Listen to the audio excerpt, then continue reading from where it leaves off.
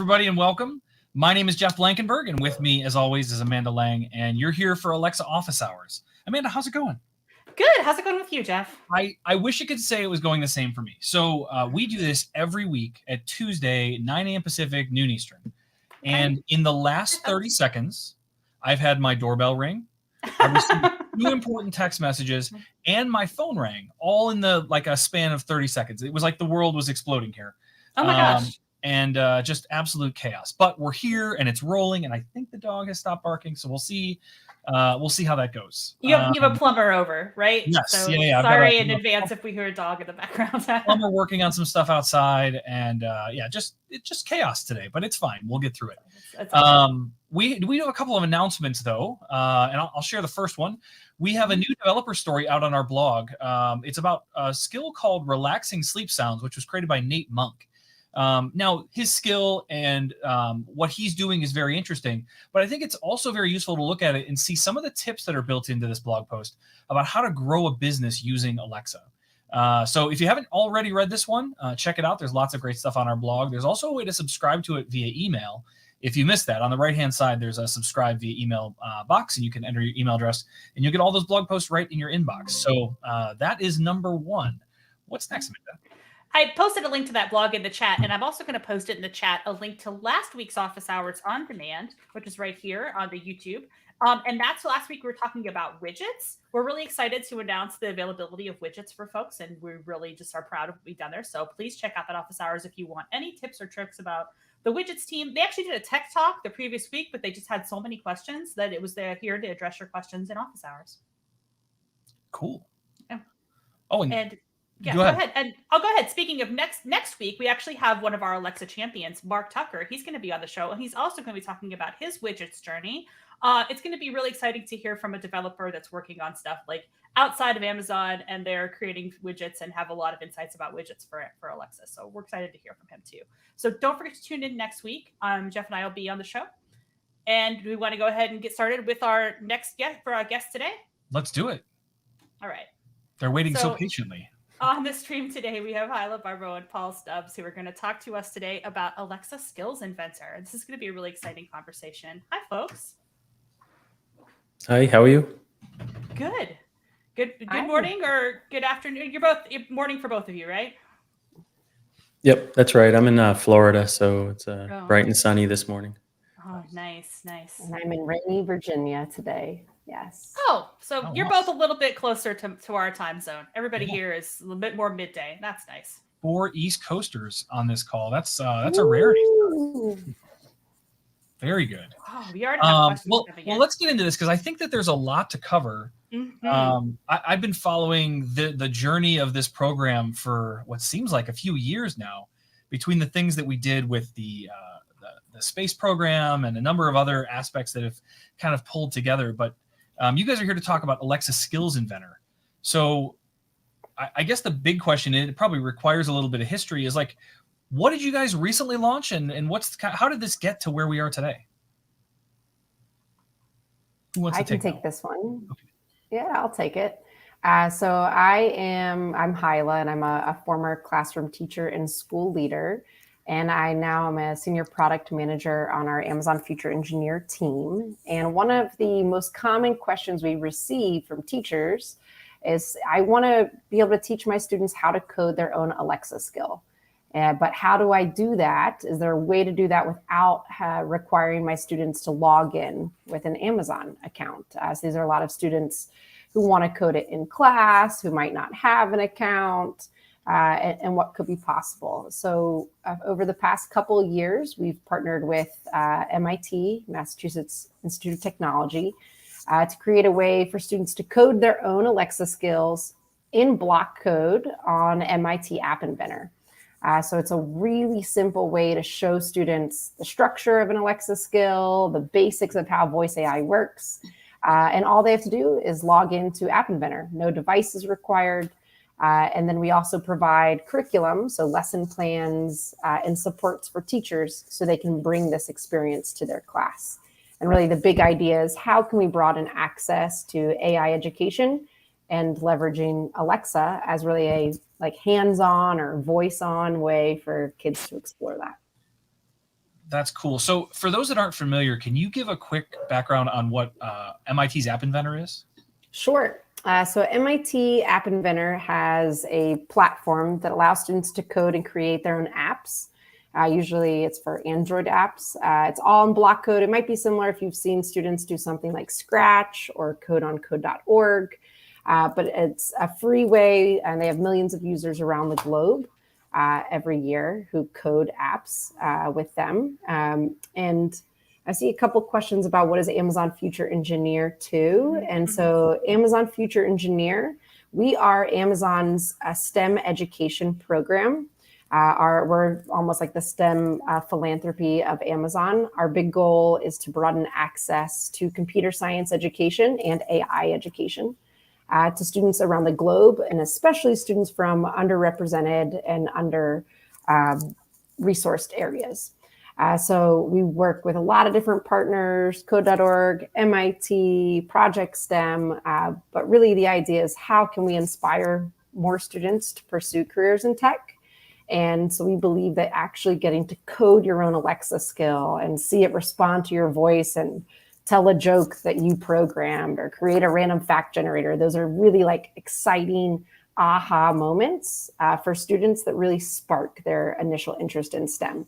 So the Alexa Skills Inventor program is one of the ways in which our team, Amazon Future Engineer, has partnered with Alexa to build an experience like that. And I see a follow-up one I can take really quick too. How do you engage with Amazon Future Engineer? Oh, as an elementary STEM teacher. Well, first, thanks for doing the hardest, best job in the world. If you're an elementary STEM teacher, you rock data-driven skills. But yeah, I'll drop in the website. All of our programs are free and available for everyone. And so if you just go to amazonfutureengineer.com, you can get started with us there. Oh, not you, your son. I was like, man, how do you like do Alexa skills and teach elementary science? Thought you were just like a wild person. But yeah. I will drop that in the chat as well. Thank you. For folks. Yep. If you share that, you can head there to get started with everything, including our Alexa Skills Inventor program. Cool. Awesome. Put that on the stream as well for anybody who might be watching this on demand. Love it. AmazonFutureEngineer.com. Good place to get started with that. Yeah, and I used to be a teacher myself. So if there's any tips you have for, is it high school, elementary? What about college? Yeah, great question. So this is designed right now for ages 14 and up. So really, we think it's a perfect fit for high school, for introduction to computer science, but we've had teachers do it in lots of different classes. And it comes with everything a teacher needs. So it's literally a scripted lesson plan, slide decks, worksheet, and asynchronous training. So teachers, we've had teachers who have never coded before, bring Alexa. Maybe they just have kids who have been asking a lot about AI lately. And so it's a great way to actually bring that into your class and start that discussion around what's AI? I'm hearing it everywhere. And how do I become an informed citizen who uses it correctly? Yeah, so if you are a teacher or have a teacher in your family, you point them to that website and they could get started using it in their own classrooms. That's really cool. I think we have a demo. Do we want to showcase that now so everybody can see how it works and what the key features are? Yeah. All right, let's bring that up on the screen. Paul. Thanks, Paul. Yeah, thanks, Hyla. And it's really exciting to see the students that we've gone through this program. Hyla mentioned before about not requiring a device, not requiring an Amazon account. It's super easy to get started. As she said, 14 plus. You can see here on the webpage that there was a link already posted, which is amazonfutureengineer.com/Alexa. We'll bring you to this site about how do you get started. It has some of the intro videos that you can use to get started. It talks about more where to get started. Also, we have 3 curriculum providers that provide lesson plans. So the one that we typically will use for just a quick 1-hour lesson will be Project STEM. We have longer lessons with Mobile CSP and NSTA for more in-depth lessons around, what is AI and goes in depth with that. And then we have some more information about the coding platform itself, which I'll show you. And then we have previews of the lessons so you can watch these. And so it's very easy. So if you're a teacher wanting to deliver these lessons or content and don't know anything about computers or programming or AI, you can easily follow along and get up to speed quickly to teach your students. And then what happens is, as a teacher, you'll have information for the lesson plan itself in detail, step by step, how to go through it. You'll have access to the slide deck that you would deliver to your students that includes the videos. And then there's a student worksheet that they can follow along and answer questions. We also have some training on Kahoot, and we do live training for teachers as well. There are other ways you can get involved as well through the Future Engineer program, not just with Alexa, but other things as well. Then as the teacher, when you log in, what you'll see is you'll see this sort of teacher dashboard page. And from here, you're able to generate your student accounts. From here, you can see information about the different curriculum providers. You can go to App Inventor itself and log in as a student or as a teacher. You'll have access to other resources that are available for you to get some background about AI and Amazon Future Engineer program. You can manage your accounts from here as well. So with that, when you log in as a student, the first thing you're going to see is this login page, which is the App Inventor platform. You have your tutorial on the left. So all you have to do is be able to follow along this tutorial to create the hello world.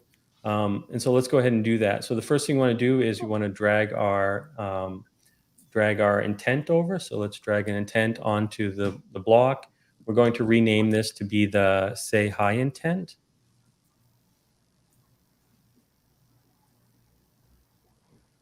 Now we're on step 2. So we're going to program some utterances over here on the utterance pages.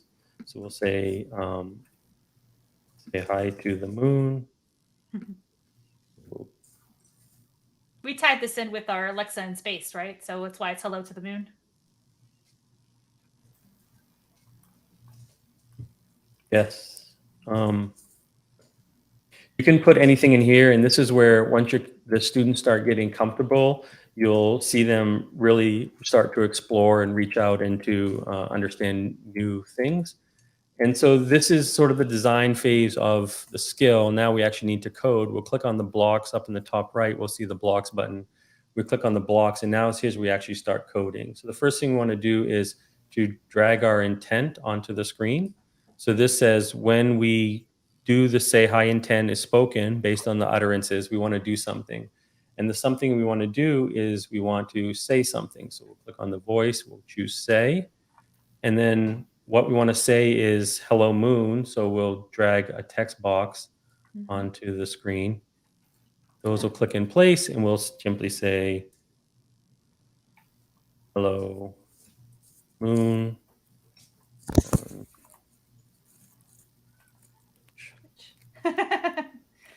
So we had a question in the chat from Data Driven Skills. This is similar to Scratch, right? So this is very similar in terms of the way that you drag and drop and do block programming. It's not exactly Scratch, but should be very familiar to you as a Scratch developer. So then what we'll do is we'll send the updates to Amazon, and this is the kind of the magic behind the scenes. I know a lot of people on this call are very technically deep into Alexa skills. And what we're doing is we're using the SMAPI API to have App Inventor package up the code, create the language models, create that skill in the backend services of Alexa.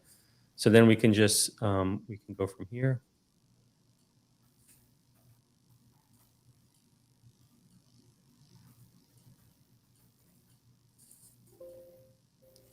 Refresh the page here, the button's frozen.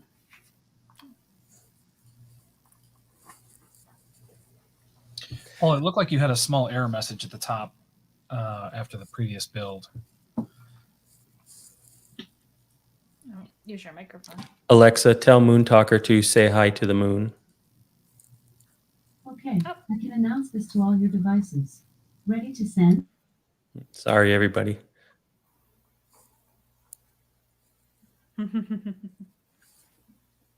Oh, it worked. So I don't know if you were able to hear that audio come through or not. We did. So you can see that we've created this skill, and it was really like anybody can do that, right? All you have to do is be able to follow along the directions and continue to do that, and it becomes very simple to create these skills. So we didn't hear the audio, the last line of audio. Is it actually sending it to your Alexa device? So yes and no. So this what you just saw comes only to this screen, so it's returned to this browser Oh, instance. okay. Um, if if you saw before, I had the login as student and login as teacher. So one of the things by the way that we do this for students is that we generate a pool of random student accounts that get created, and we use those student accounts to log in. So there's no association between an actual Alexa developer account and the student account. They're just randomized, I'm not sure. accounts. But you can, as a teacher or a parent, you can log in and associate that account, your parent or teacher account, with your Alexa developer account. And in which case, then these skills behave just as any skill that you would develop in the dev console. You would hear them respond on all of your devices as if you would. You could walk out to the kitchen and do the Hello Moon Talker request. Your skill will be on that device. That's for teachers. Students don't have that ability today. They're limited to what you see here. Also, in classrooms, a lot of times it's hard to hear and hard to recognize the voice when you have 30 or 40 students all talking and responding at the same time, and then kids milling about and chattering, and it's a fun, engaging time. So you can just type in your things here. So if you wanted to just type it in instead of say it, you can skip that part and you'll obviously hear it, but you can read it as well. So those are some of the things that we've developed over time to make the classroom experience much easier. But then also on a teacher account, you'll have another button down here, which will be basically log in, and that's logging into your Amazon account, your actual developer account. Cool. Yeah, we had a question in the chat earlier from Alan Furstenberg. These block-based languages are very cool. Has there been any work to incorporate a voice-driven interface to these? And I think there's a two-part question there. This part can't be done with the voice interface. The drag and drop part is all drag and drop, right? Right. But if the block-based app is sent to the device from the teacher, then you can interact with what you've made, correct? I'm sorry, say that again. So if the teacher's account logs in, then this skill will show up on the teacher's device, and you could just talk to your Echo device right from the device. Very cool. Cool. Yeah. Paul, it just occurred to me, it would actually be pretty cool, and I don't know how hard it would be to implement it, but to be able to have a student talk directly to their browser and basically say what I see on the screen right now. When say hi in 10 is spoken, say Hello Moon on Twitch. I mean, there'd be some engineering work there for sure. Yeah, but definitely. Man, that would be a pretty cool execution of voice. If you could code with build a skill with voice. Yeah, for sure. So again, we partner closely with MIT and do all of the engineering work. So I partner with my MIT counterpart that does this sort of the App Inventor side of it, and then I own all of the sort of technical implementation on the Alexa side of how that all happens and comes together. And so between the two of us, we can sort of make these things happen. So if you have any other crazy ideas or requests, definitely reach out to me and add them, and we can see how to make them happen. That's cool. I have a question as a teacher, former teacher, about how much content is there? Like if I wanted to make a lesson plan around this, how long would my lesson plan be, or how long could it be?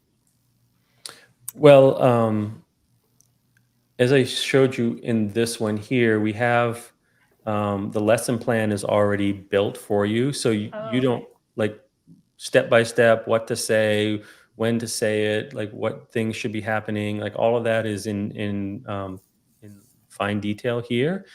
We have the slide deck already built for you here. Obviously, you can take any of this material and customize it for your specific class.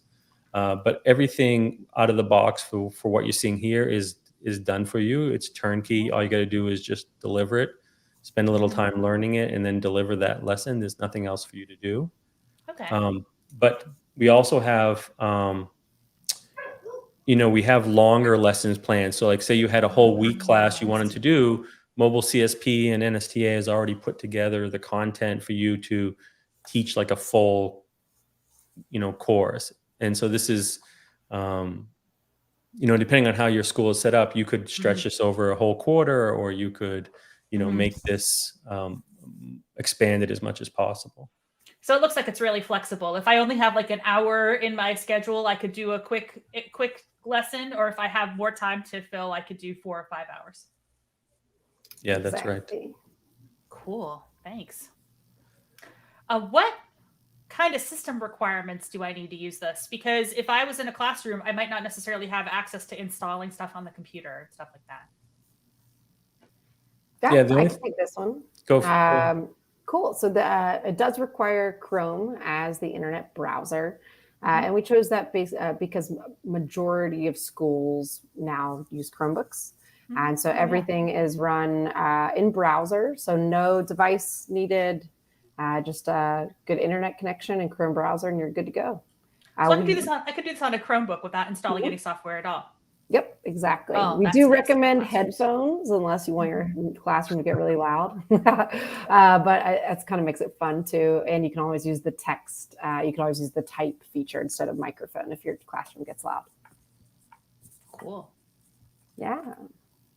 I'm going to skim through the chat here and see what other questions we have, because we've got a lot of great conversations happening here. And while you're doing that, I'm working on sort of the second demo so people can watch and follow along. This is a little bit more complicated than the first one, but not much. But I'll just go along until I find something interesting to talk about in this part of the demo. Okay. Should be just a second.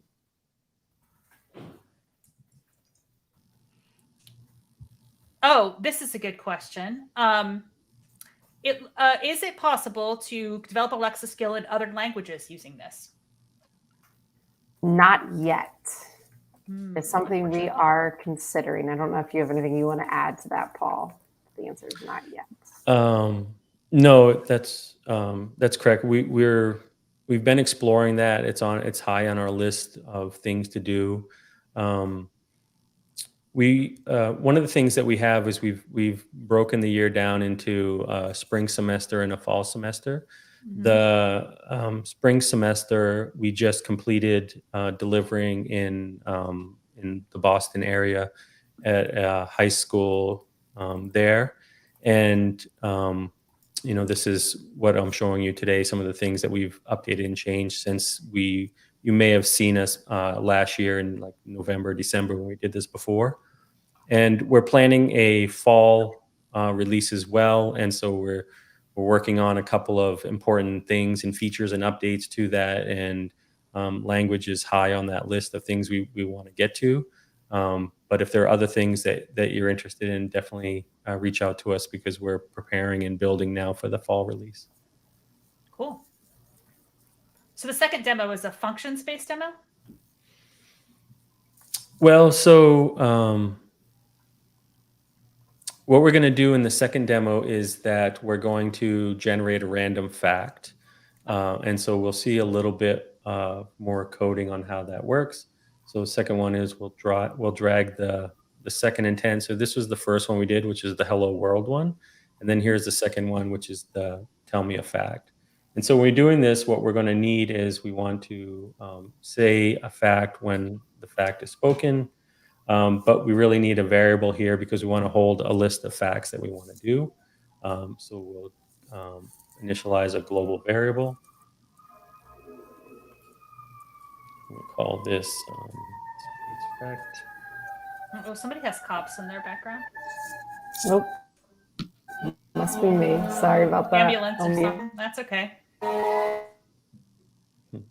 So we'll generate a global space fact. What we need to do is we want to create a list.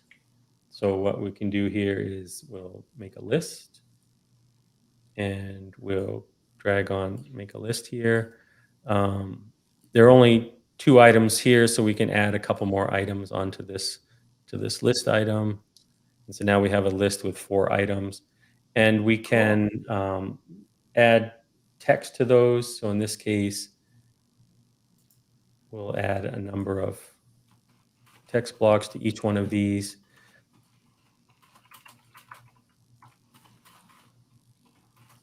And then we can start putting in random facts. The sun is a star.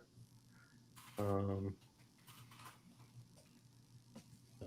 moon is made of cheese. They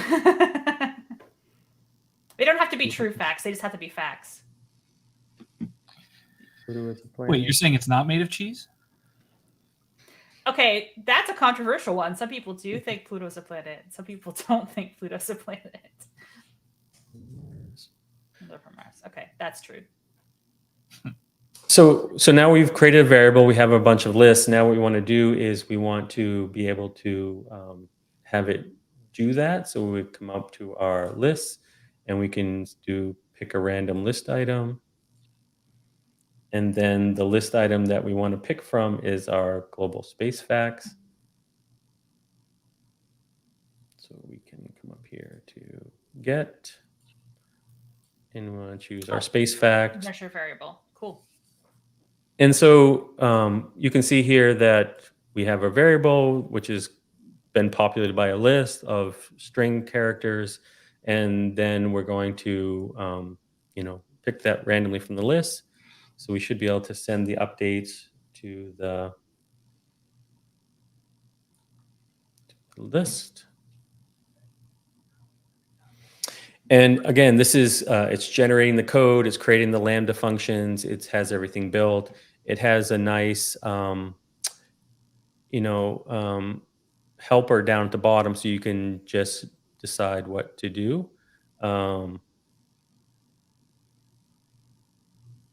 So it gives you the information you can ask it. That's right. Alexa, tell Moon Talker to tell me something about space.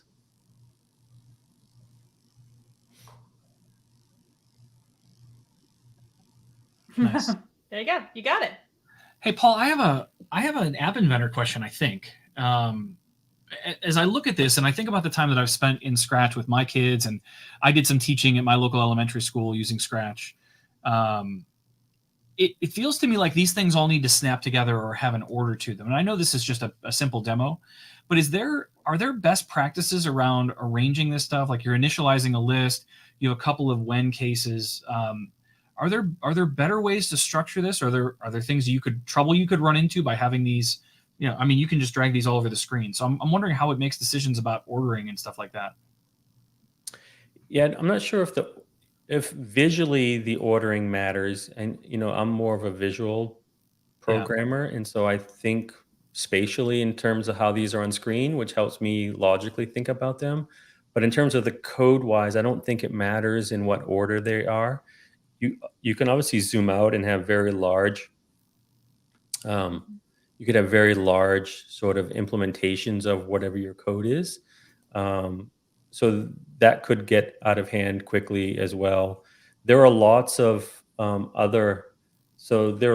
built-in things that you could do as normal programming, control flows, and lots of other voice things. Like there's some really advanced things you could do. Like you can see this one down here, which is kind of fun, which is generate a response using Dr. Seuss network. Or you could say send a value with tags, or you could say pause. So these are all sorts of different voice things that you could learn. Cool.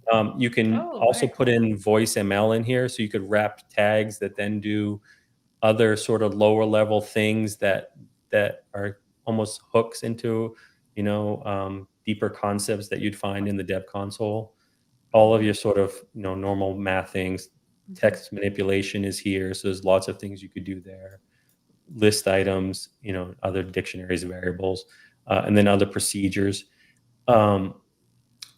There's also components, right? So you can also extend this platform to do things. For example, one of the things that we're working on is, what would it look like if we had some sort of LLM or chat GPT kind of interface. So instead of maybe generating these, by strings, that you could go out and look something out or things like that. So these are some of the things that we're exploring right now.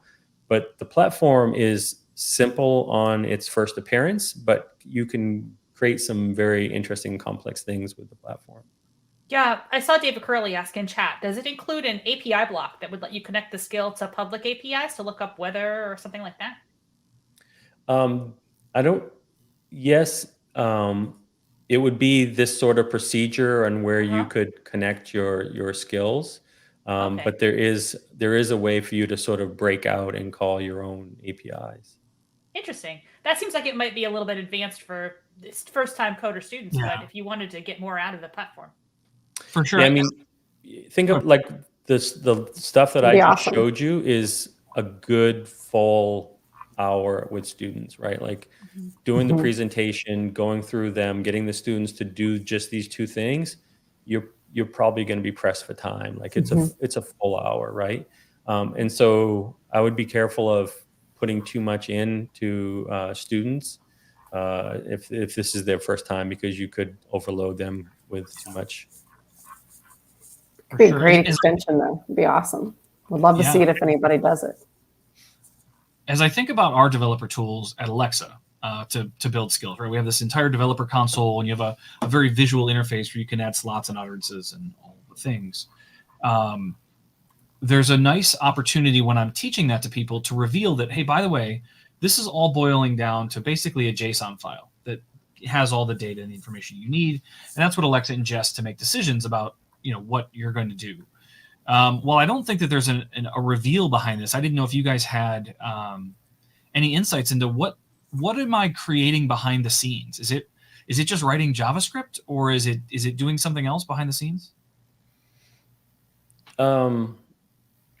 Yes, it's writing it's writing the Lambda for you. So one of the things you can do is you can save this project and export the project, and the project's exported and saved in a format that can be imported back in MIT App Inventor. But the code that gets generated is in that sort of export as well, and you could theoretically go in and kind of pick around in there and see what it's doing. It's not in the friendliest format to do that. But yes, in general, this tool is generating the JSON, and then we're building the Lambda. So that's why when I see send updates, it's creating the Lambda function and actually populating it with the Lambda function itself. I love that export function exists. And the reason that I bring that up is because I remember back to when I first got started as a web developer, which was in a previous century. And one of the things that I found that was really interesting to me is that I could build a website, and there were some very basic tools. Adobe had a bit of software called PageMill that let you build some very rudimentary websites. But as I looked around on the web and I looked at what ESPN and Yahoo and a number of other web properties were doing, their stuff was so much cooler and more interactive, and the layouts were more advanced. And so I discovered View Source in my browser. That was the first time I was like, oh, well, I can see how they did it, and then I can start to replicate that. And so the idea that even, this is for your passionate student developer that wants to learn more about what's happening behind the scenes. I think being able to export that and dig into what's really happening there, I think that goes a long way in helping them understand what the next steps are. How do I learn? How do I grow from building on Scratch and App Inventor to writing real code? I think that's awesome. Yeah, I think one of the things that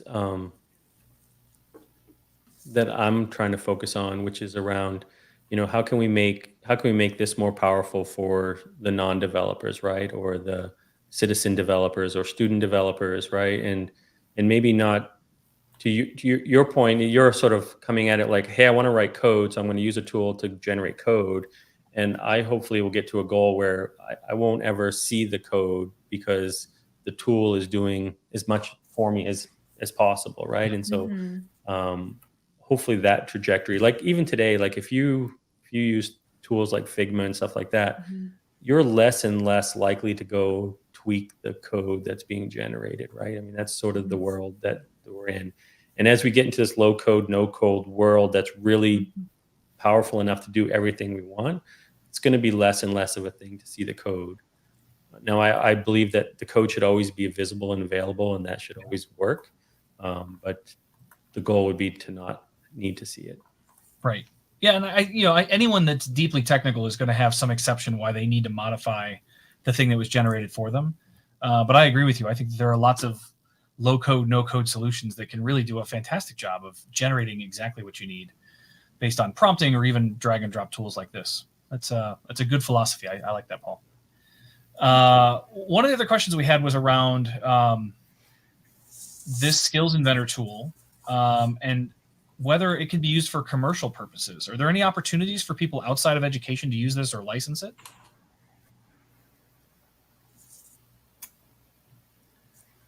It's open to use. Anyone can use it. It is free and available for all.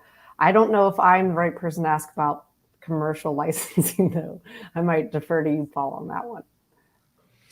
Yeah, I don't know. I'm not a lawyer, but today we don't have any sort of mechanism. One of the things that we talked about earlier is that we have a random set of IDs that are generated for the students, and then those student IDs we create accounts in Alexa that the skill gets created, and then they can run. But those skills are not addressable, if you will, from anywhere other than this tool. And those skills are never published. Mm-hmm. And so they would never show up outside of this tool that it would appear. Now, if you log in as the teacher account, then, obviously that gets published under your account and happens and so on. But from the basic structure of the way that the tech is set up, these accounts aren't published. So there's no way to really take advantage of them or use them commercially. Got it. So if I were to take the skill that was created, can I show it off at home, like to my mom? So you want to take this one? Or yes, if you open up your web browser at home and log in with the account that you were issued in your class, you would be able to show them this exact thing at home. But you couldn't walk up to your device at home and say, tell me a space fact, unless you were a teacher or parent, mm-hmm. and then now I suppose you could export it and then have your parent log in and, but no, there really is no kind of out of the box way to do that today. And that default state, that's primarily wrapped around the idea of protecting children's privacy and security. That's the reason for a lot of this. Right. Yes. Teachers have the ability in platform, they can log out of the account that's generated for them, and they can log back in with their Amazon account. And if you do that, then you can, when you press send updates, anything you build on App Inventor exports or is available on your regular Alexa device. But that option to log out and log back in with your real account is not available for students for privacy, like Jeff said, but is an option for teachers. Yeah. So we had a question earlier. Oh, go ahead. And teachers have the ability to, update the passwords or delete the accounts. Mm-hmm. The accounts will automatically be deleted after a period of time anyway and cleaned up. And so, that's sort of the life cycle of how those work, where the teacher's really responsible for those accounts. So it doesn't save it on there forever. It deletes it after a little while. That's right. Yeah. About how long do those accounts last for? I'm sorry? About how long do those accounts last for? Highly repeated, sorry. So we have a 6-month time box for these accounts that they'll automatically get cleaned up if they're not used. So that's where that comes in. 6 months. Yeah, that makes sense. I feel like I wouldn't want to hold on to it forever if I were a student, unless I was going to do something more advanced with it. So that makes a lot of sense. Yeah. Yeah, and typically, the teacher will generate accounts for each class and then hand out those temporary accounts and then regenerate them again for the next class. I haven't seen a lot of instances where students are holding on to these long-term and logging back into them later. It's not the pattern that we've typically been seeing. It seems to be more for just the duration of the lesson period and what they're understanding. Yeah. That makes sense. Yeah. The question we had earlier was, is there APL support? Is there what? APL support. So Right now, there's no support for APL to show up inside of this. Um, it's definitely something that would be interesting to add to here, but we don't currently support that in here. Maybe in the future. Yeah, for sure. And I see David's question also around how can teachers see students' work in progress? It's a great question. Something we are working on in the future is the ability for a student to share their skill. Right now, that is not easily available just due to some constraints on App Inventor, but we do have teachers just asking students to submit with screenshots. It's really the most common I've seen, but it's something we're considering in the future. I imagine if you were doing like a Zoom class, you could just have the students share their screen as well. Yeah, digitally, yep, you could do that. If they're turning it in, we have a lot of screenshots sent. Mm-hmm. Hey, sometimes you need a stopgap solution for stuff like that. Yeah, exactly. All right. So one of the things that it sounds like, though, is that we're giving teachers an opportunity, teachers that may not be deeply knowledgeable about these tools or about this technology. We're giving them the opportunity to kind of jump in with 2 feet with lesson plans and slide decks and supporting students as they get started. I have to imagine, though, that they're going to need some tech support along the way. How do I do this, or how do I solve this problem? What are the resources that are available to them to kind of get that kind of support so that they can support their classroom properly? Yeah, I could take this one. So we've got a couple layers of support. The first is that we do offer free training to all teachers at the start of every campaign that we're doing. So we offer a live option for them to join training with us, where we can field all questions. We also offer an interactive asynchronous training that's always on our website. So teachers can go to either of those for any questions they have, and they are well loved.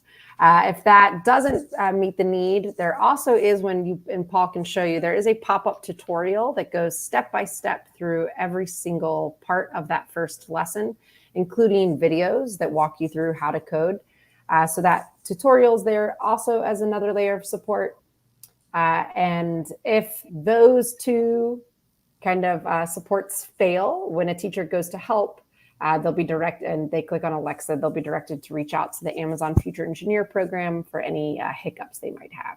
And that's really, at this point, our main supports for teachers. But I think that training piece, that's something we're trying to figure out how we can do more, because it's once teachers get on and they're trained, they love it. But as you can imagine, it can be hard if it's your first time ever coding. Yeah. Yeah, I mean, even as a seasoned developer, I find that there's some times where I'm looking at my code and I'm like, I have no idea what's broken here. I can't possibly. And all it takes is sitting with someone like Amanda or Paul like for 3 minutes, and they're like, "What about those 9 semicolons that should be there?" And you're like, or a rubber duck, right? That's the classic. Yep. Do you ever look at your code a month later and be like, "What did I write? Did I write this?" Oh. I have a philosophy on this, and this is for everybody that's watching. If you can look at code you wrote 6 months ago and you're super happy with it, you're not growing as a developer. You should always hate your old code. That's just a policy I've had. Now, it might just be that I always hate my code, but I feel like that's something that should be common across all developers. That's great. And I posted a link in the chat, by the way, to the App Inventor help for MIT App Inventor, in case you just need support for any of the MIT App Inventor stuff. There's actually quite a few different things you can do with it, right? I'm giving it to Paul because my dogs are going crazy. Yeah, so the MIT App Inventor platform was traditionally used to create mobile applications, and so the work that we've been doing for the last year or so has been to extend that platform to enable voice. And there were a lot of technical challenges, and how do you build something like this, or how do you take a thing that does mobile applications and make it build voice applications. And so, that's what the platform is. And so you'll see things in there that have like some mobile heritage and lineage in there. And that's where that comes from, is that it's a generic platform to not only build voice applications, but to build mobile applications and other type of applications. And so, that's been really useful for us to start building from a known place with the tools, and really just keep expanding on that platform. And it's been a huge help to bring students to the world of voice, which is, if you've worked in the dev console, can be kind of a steep learning curve. If I were to make an Alexa skill using this, is it a skill that could be compatible with all the Alexa devices? Well, again, you could take the skill that's built and extract the code in such a way, that's a manual process. I mean, sure, that's technically possible. But out of the box, you wouldn't, like, just getting the skill from the App Inventor platform into the dev console would be a little bit of work. But that you could totally do that. There's nothing in here that's not compatible. Like, the code that we generate would theoretically work on any device. So that should be easy to do. And again, as we talked about, we're not doing APL. So that makes, avoids a lot of those issues. So really anything that can support voice, any Echo device, then you could run. Cool. Comments in the chat. A lot of teachers already know the passwords. They can log in as the student. The students are notoriously bad at keeping passwords. Yeah, that's probably true. So they could just theoretically, or they could even just tell the students to set a generic password, right? I don't think there's any big security issues for the students with this, right? So we spend a lot of time on this, and like I say, we generate a random pool of security IDs, and then those are issued to this teacher, and the teacher, traditionally we print a PDF card, so you have a piece of paper with cards that has the student ID, the URL, and their password on there. The teacher cuts them out and hands them to each student as they come in. We could also generate that as a CSV if the teacher wanted to somehow email or do some other ways to get those to the student. She could do that. But traditionally in the classroom, the teacher cuts it out. You have a little slip of paper that you put on each student's desk or give to each student. That is a completely randomly generated username and a randomly generated strong password that has that limited life cycle, right?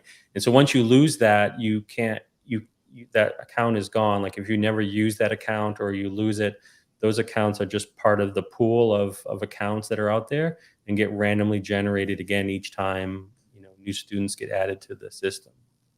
So they do generate strong passwords, but the teacher will probably know them, in other words. So yes, like, Amazon doesn't know anything about the students or the passwords that are generated. The only person that knows that username went with whatever student is the teacher who hands them that piece of paper. There's no other association between that user ID and password and anything else in our system. It's completely decoupled.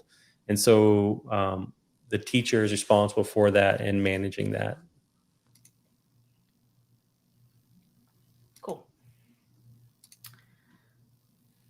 Okay, let me see what else people are saying. A lot of teachers will know the password. I'll talk about that.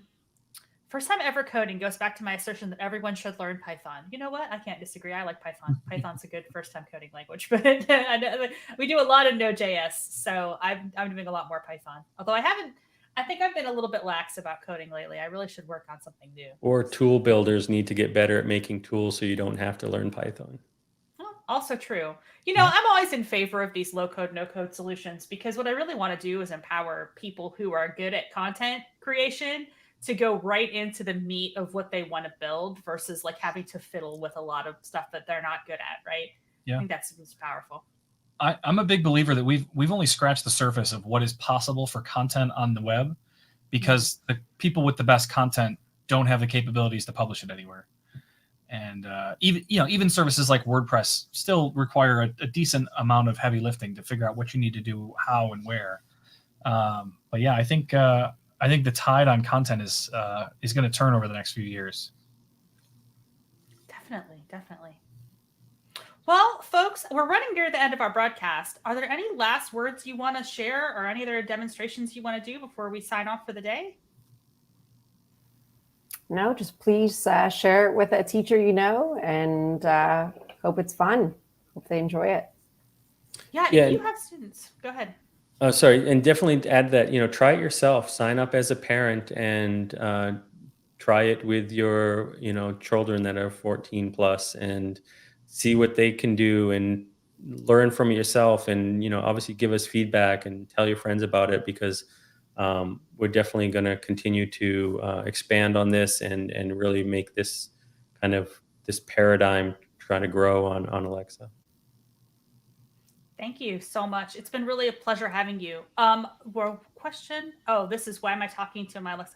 Okay, I have one more question in the chat, but it's not for y'all. It's just a question. Why am I talking to my Alexa? The Echo Show is answering. I'm gonna take that one, kind of, because here's the thing. I have like 4 devices that can all hear each other. They're all within earshot of each other. And sometimes I have to close my office door to make sure my kitchen device doesn't talk when I want to talk to my office device. So it's usually just a matter of which device you're kind of projecting your voice at. But if you have any like deep questions about that, don't forget to join our Slack, which I'm going to go ahead and put up on the chat right now. Just, you can stop by our Slack. We're going to give you another thing at the end of the broadcast, but this tells you, if you have deeper questions and you want to follow up on this conversation, or you want to talk to any of us, we're there. And we're also going to be here next week as well with Mark Tucker talking about widgets. Thank you so much for joining us today on the show. And we'll be signing off now. All right. Thanks, everybody. Thanks. Bye.